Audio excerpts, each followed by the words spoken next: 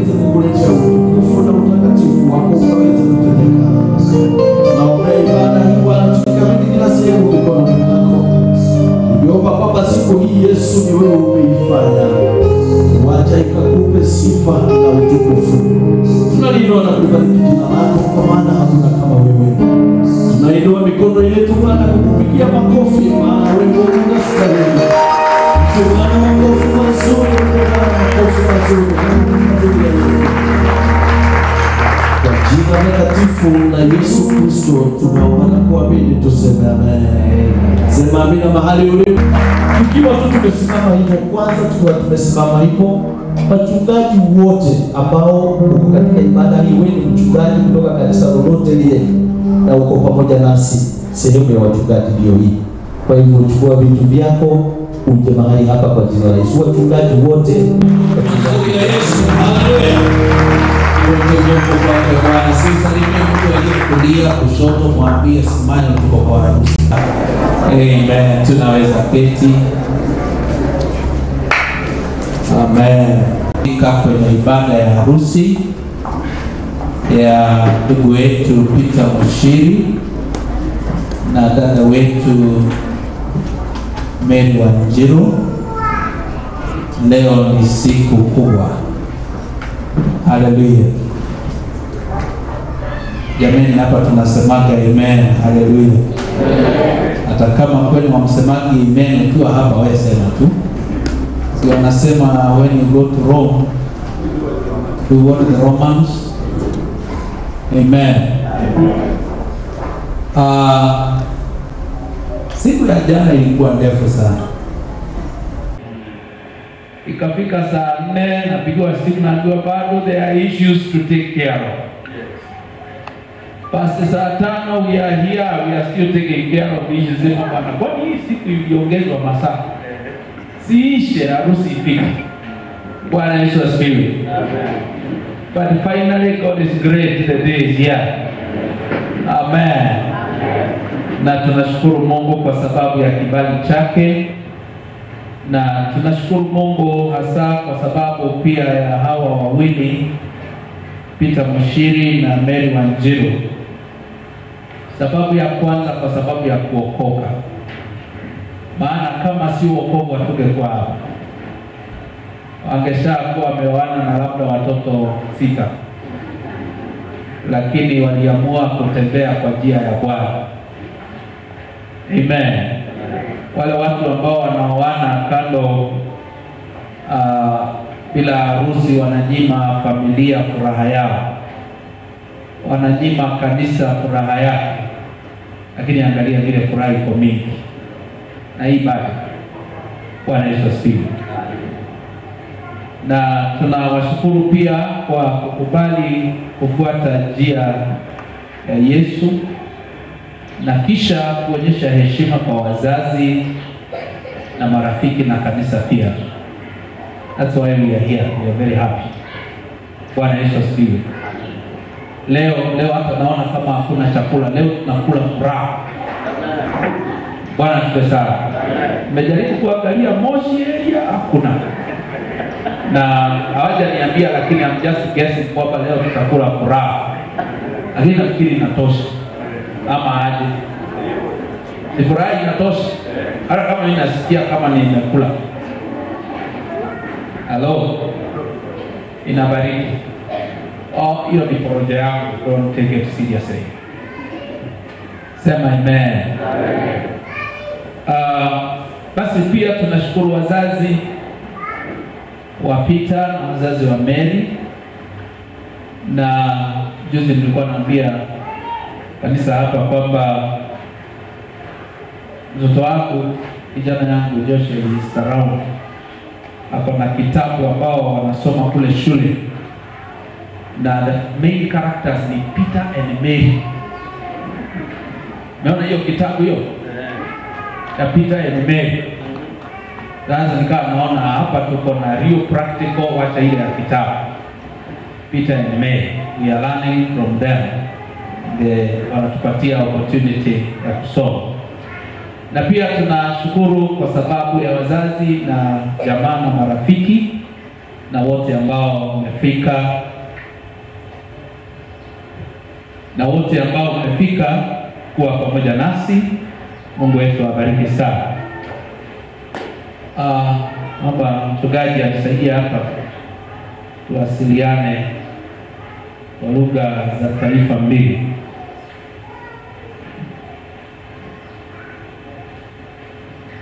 Before we get to the main section of the ceremony, kabla tuingie sehemu maalum ya sherehe, it's always important to put God first. Ni vyema kumweka Mungu kwanza, and to allow ourselves to be guided by the word of God. Na tukubali tuweze kuongozwa kwa neno la Mungu.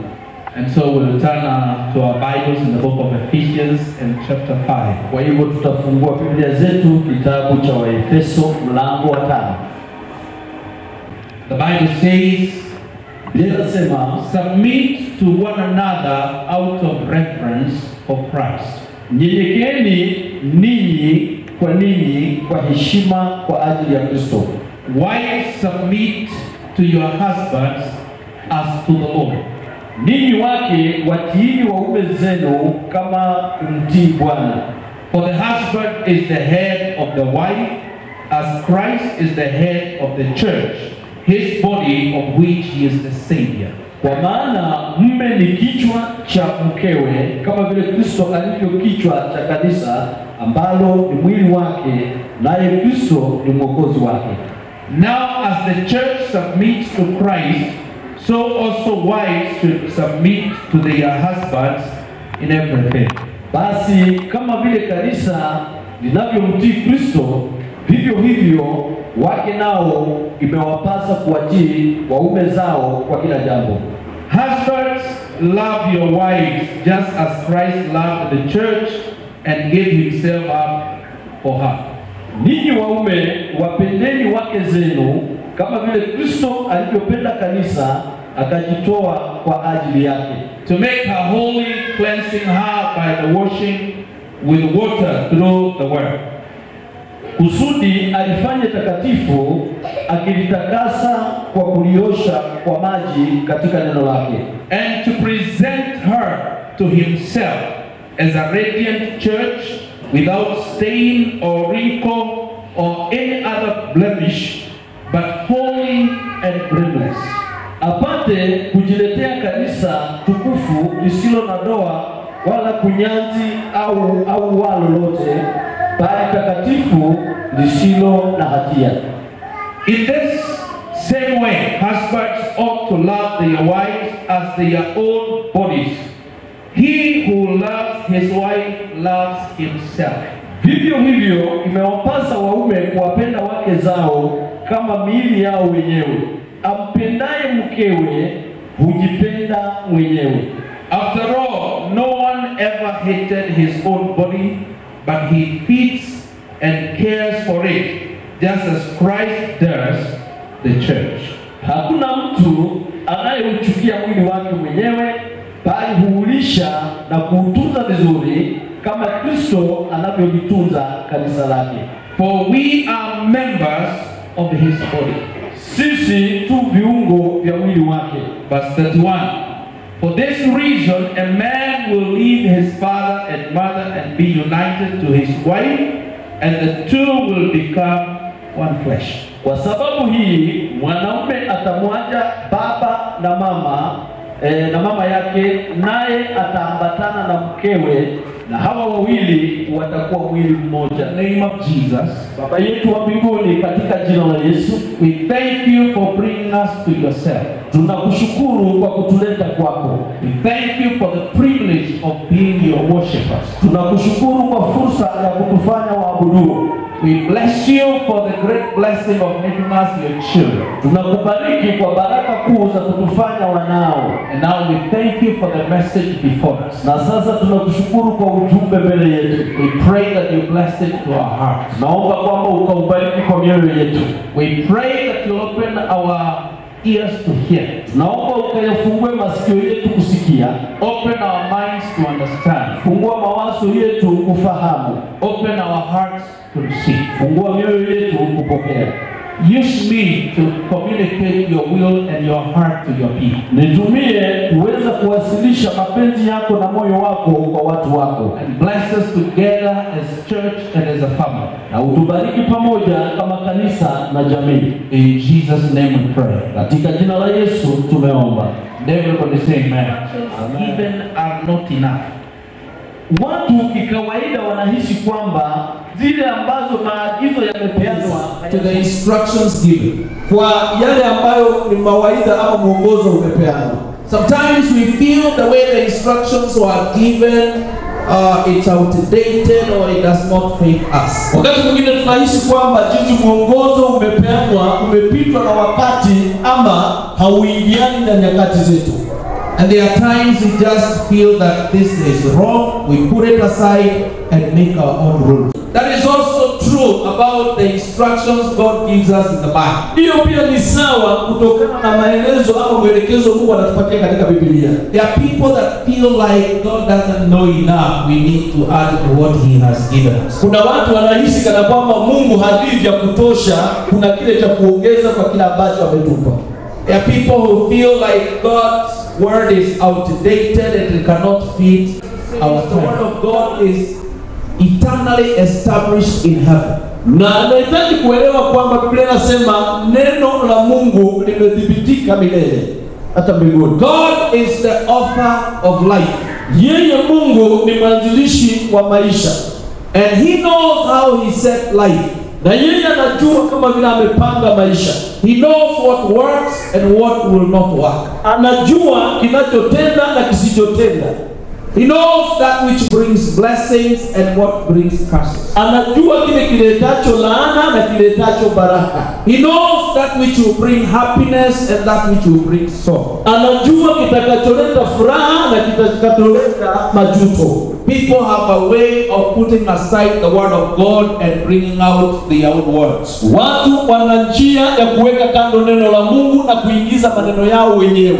No wonder we are in a lot of sufferings and in a lot of mess. Ndiposa tuko katika machungu mengi na kuchanganyikiwa. Because we don't want to follow God's blueprint. Kwa sababu hatutaki kufuata maandiko ya Mungu.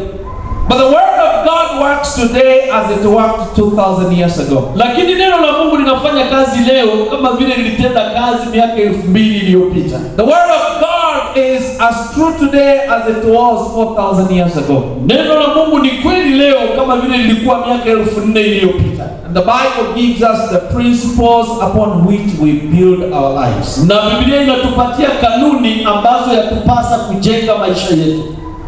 Yesterday I was driving somewhere. Jana nilikuwa nikiendesha gari kuelekea mahali. And I entered into a certain supermarket. Na nikaingia kwenye duka la jumla au supermarket. And I needed to park my vehicle and go into the supermarket. By writing on the wall. Mawazo yangu yakaweza kuchukuliwa na maandishi yaliyokuwa ukutani. Cars parked at the owner's risk. Kwamba magari yanaegeshwa katika tahadhari ya mwenye gari. And I thought every time you walk out of God's word, you are parking your life at your own risk.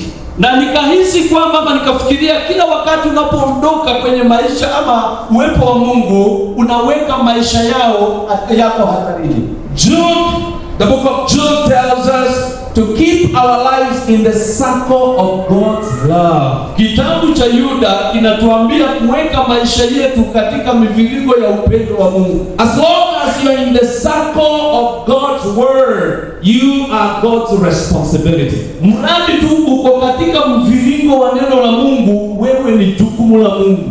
The moment you walk out of God's word, you are walking at your own risk. Wakati unaondoka katika neno la Mungu, unatembea katika tahadhari yako mwenyewe. And if there is any area that is so much affected, is the area of marriage. Na kama kuna kitengo ambacho kimepata labda kuweza kuhangaishwa zaidi ama kuharibiwa zaidi, ni kitengo cha ndoa. And people have put aside the rules and the regulations and the will of God concerning marriage, and they have made their own rules.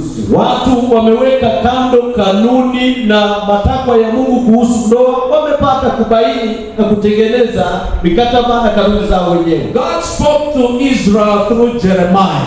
Mungu alinena na Waisraeli kupitia kwa Yeremia. He says, my people have committed two sins. Akasema watu wangu wametenda dhambi mbili. The first one, they have forsaken me, the spring of living water. Na kwanza wamenisahau mimi kisima cha maji ya uzima.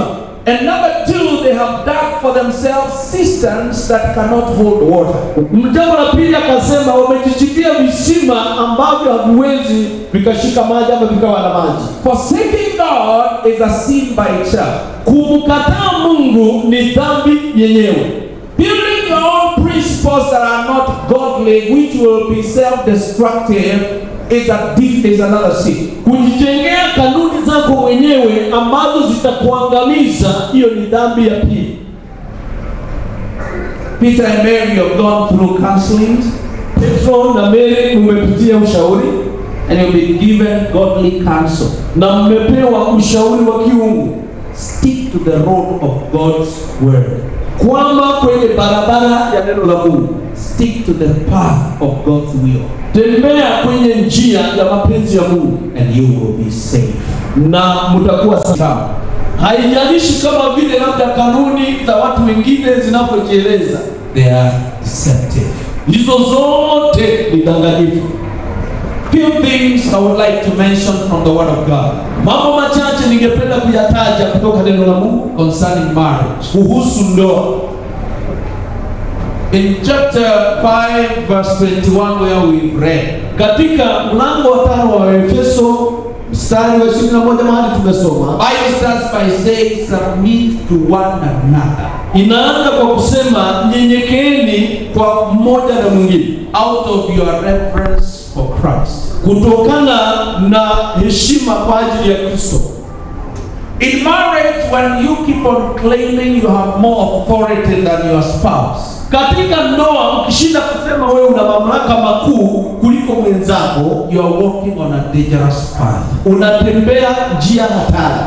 The Bible starts by saying submit to one another. Biblia inaanza kwa kusema nyenyekeeni kwa mmoja na mwingine. Even though eventually it will repeat for a wife to submit to the husband. Hata kama itafika mahali iseme mke umtii mume wako, it says submit to one another. Inasema nyenyekeeni kwa mmoja na mwingine. This week I had a husband and a wife coming to my office. Hili wiki nilikuwa na mke na mume wakija kwa ofisi yangu. They have been separated for 1.5 years. Wametengana kwa mwaka mmoja na nusu. And 2 weeks ago they came together. Majuma mawili yaliyopita walirejeleana. And they came to see me. Wakaja kumuona askofu.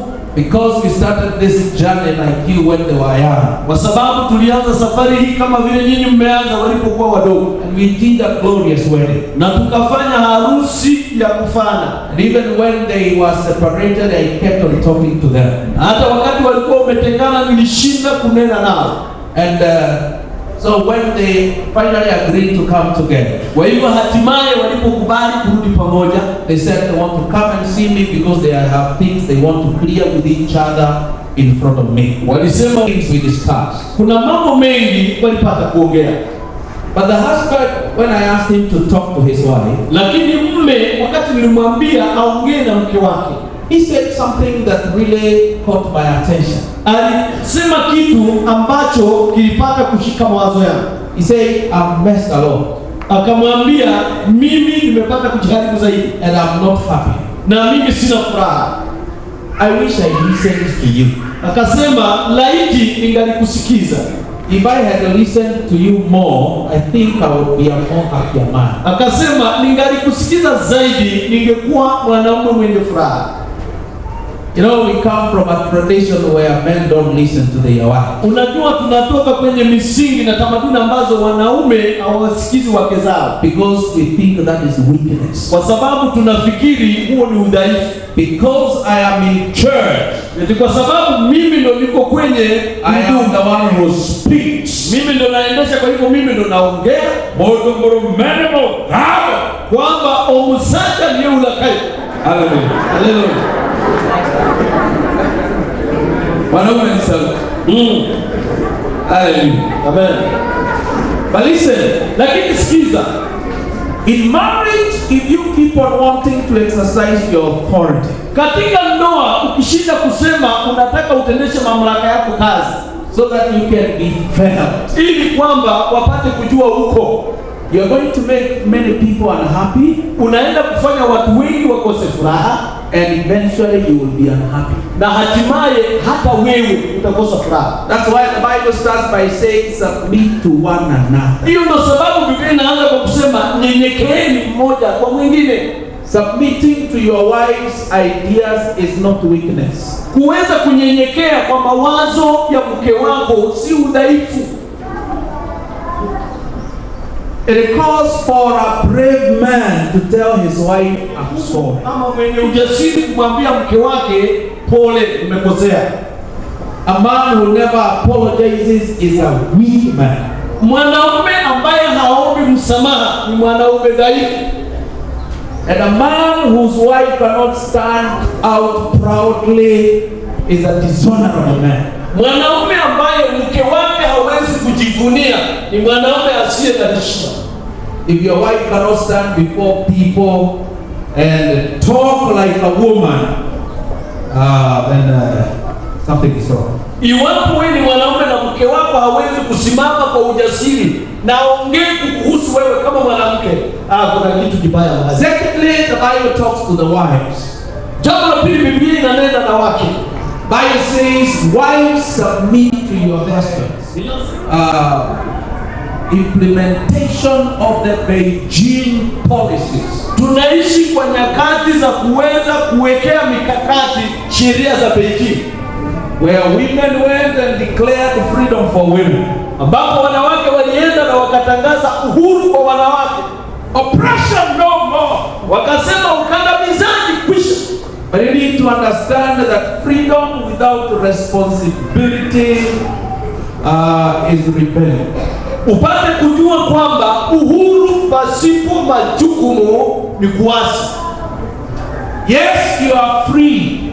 Ndio wewe uko huru. And the Bible is the one that speaks more of freedom. Na Biblia ndiyo inanena kuhusu uhuru. But freedom without responsibility will bring chaos. Lakini ukiwa na uhuru usio na majukumu utaleta matatizo. As much as you are free, the Bible commands the wife to submit to your husband. Si kwa kila mwanamume, lakini kwa mume wako. The Bible commands. Biblia inaamuru. Now, submission is very difficult for women. Kunyenyekea ni jambo gumu kwa wanawake.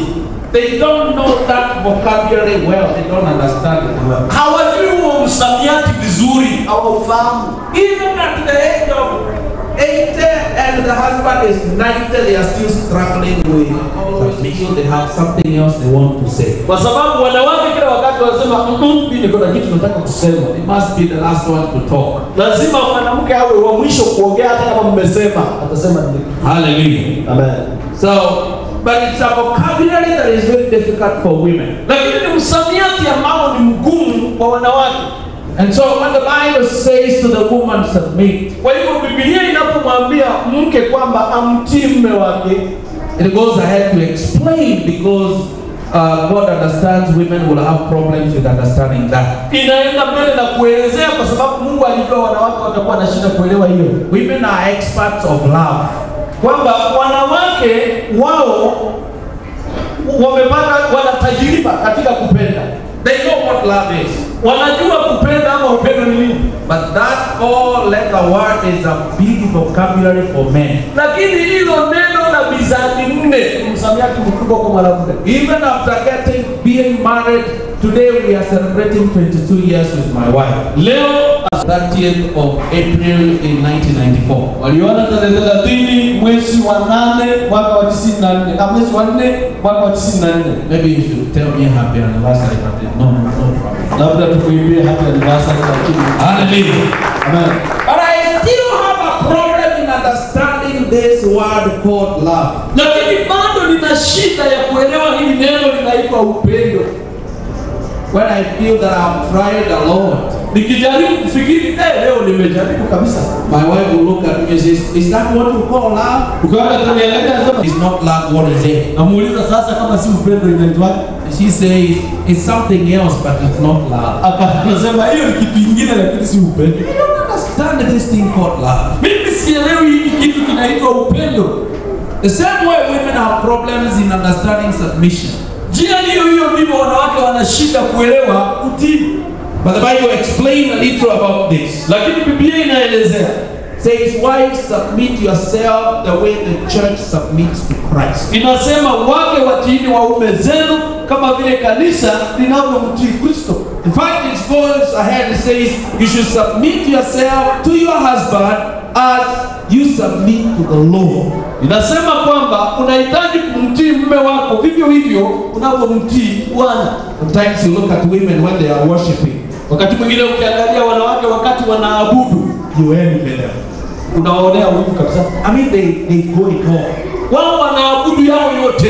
I mean, and you look at them and you wonder, I'm here in this world and he is not here. Unaangalia unasema mimi niko kwa ulimwengu lakini yeye ako kwa ulimwengu She tofauti. is so deep in worship and in relationship with the Lord, and you say, God, is something wrong with me? Why am I not flying like her? Unapoona ameingia katika kuabudu, unaona uhusiano wake na Mungu ni mzuri, unajiuliza Mungu, mbona mimi sipai kama yeye? The Bible says the same way you submit to the Lord, you also submit to your husbands. Biblia inamwambia unahitaji pia kumtii na kunyenyekea kwa mume wako. You give your own. Unapeana yako yote.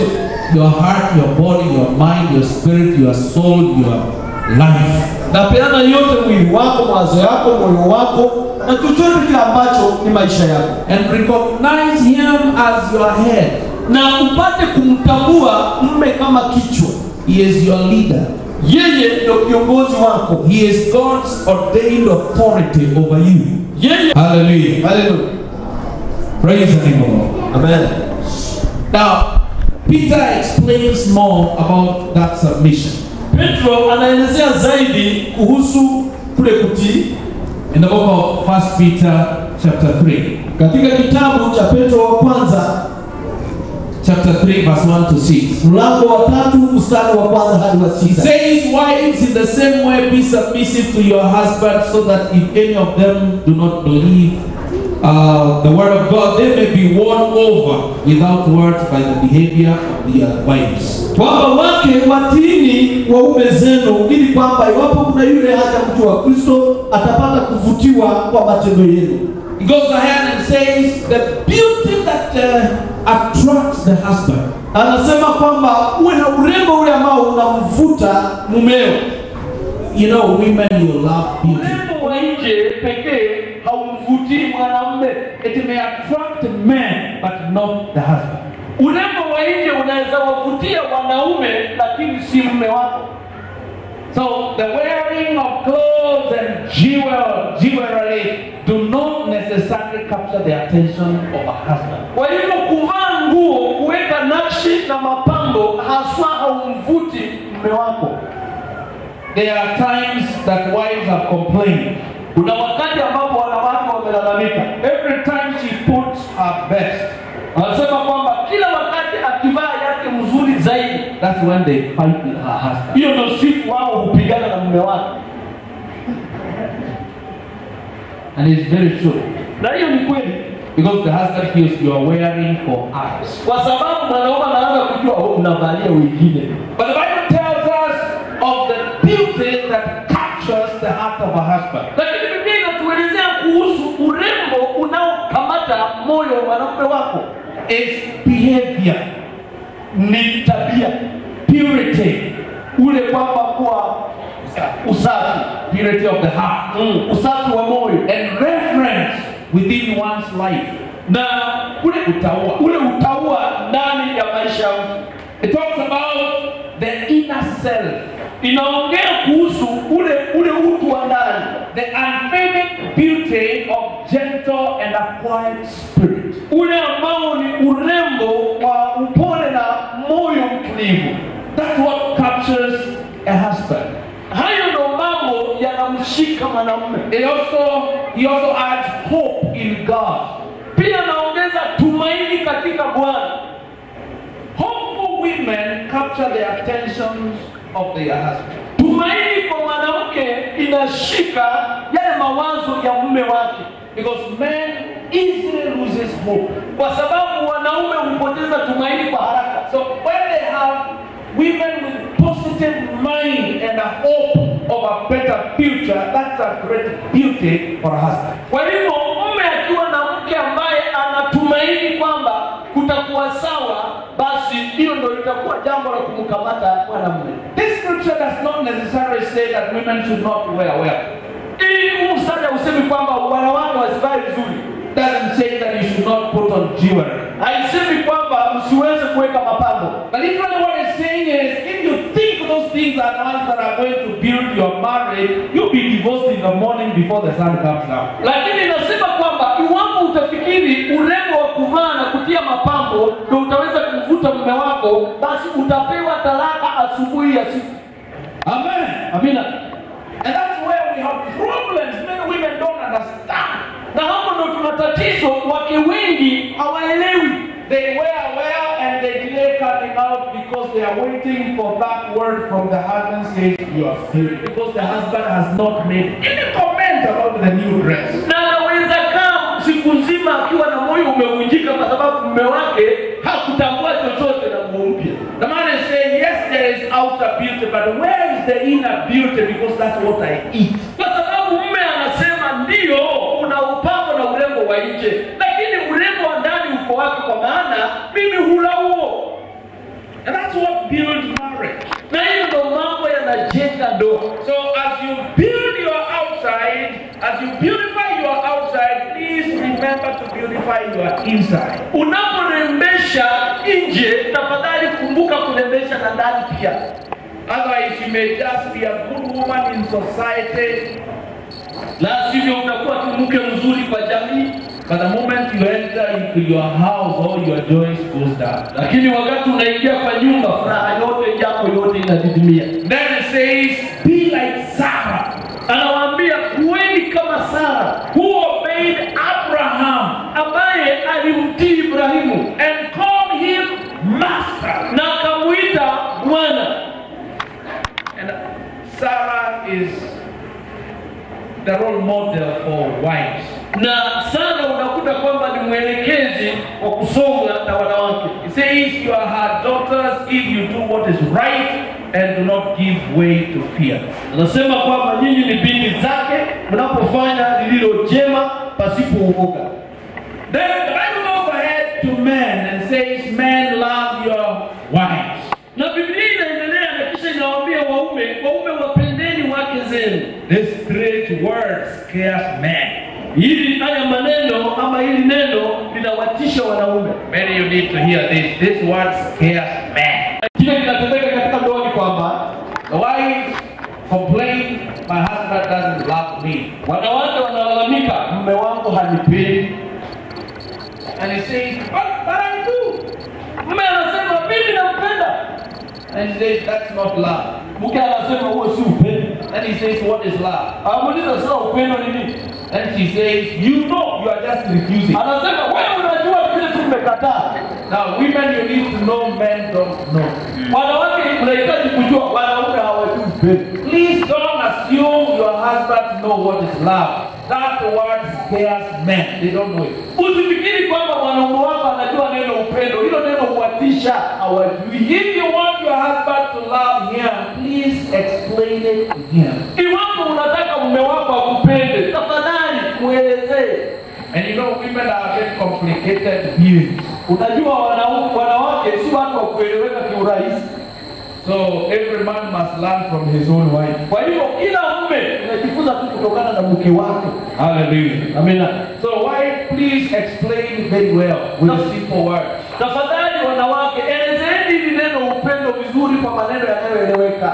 Be a kindergarten teacher. Wewe kuwa mwalimu wa chekechea and tell that man really what you mean when you say love me. Na uelezee huyo mwanaume vizuri kile unamaanisha ukisema nipende. It's amazing that the Bible doesn't even give a definition of love. Na kushangaza kwamba hata Biblia haielezei maana ya upendo, but it tells you how some illustrations on how to exercise. lakini inapeana tu maelezo kuhusu jinsi ya kulitendesha. Listen, husbands.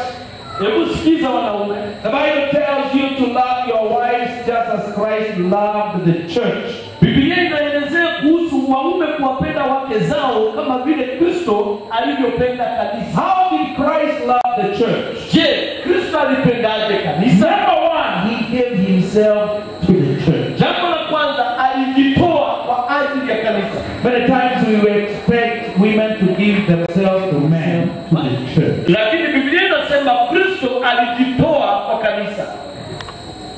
Then it says, to make her holy, cleansing her by the washing of water through the word. Biblia inasema kwamba kwa kulitakasa, kwa kuliosha kwa maji.